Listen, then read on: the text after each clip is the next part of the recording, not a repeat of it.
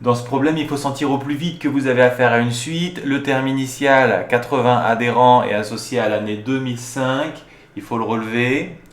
Ensuite, comment on passe d'un terme au suivant? C'est indiqué ici. 10% des participants ne renouvellent pas leur adhésion, ce qui signifie baisse de 10%, autrement dit multiplication par 0,9.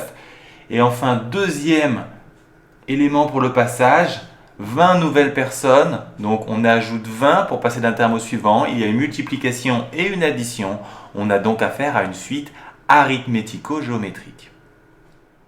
Dans cette première partie, on étudie la suite avec un algorithme, et la première chose que je vous conseille de repérer dans l'algorithme, c'est la boucle pour, qui vous indique tout de suite que vous avez affaire soit à un calcul de termes, soit à un calcul de somme.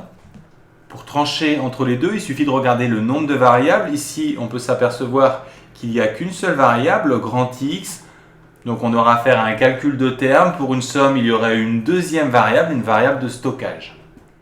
La deuxième clé, c'est la relation de récurrence qui se trouve sur la ligne où la variable est indiquée deux fois. On doit reconnaître ici la définition par récurrence d'une suite arithmético-géométrique.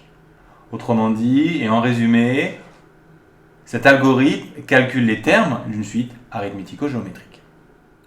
Première question, qu'affiche l'algorithme si on rentre la valeur n égale 2? Il va afficher un terme.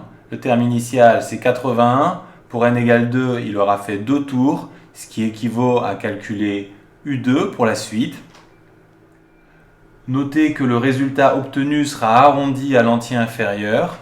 Le problème commence donc plutôt fort puisque pour répondre à la première question, il faut comprendre un algorithme.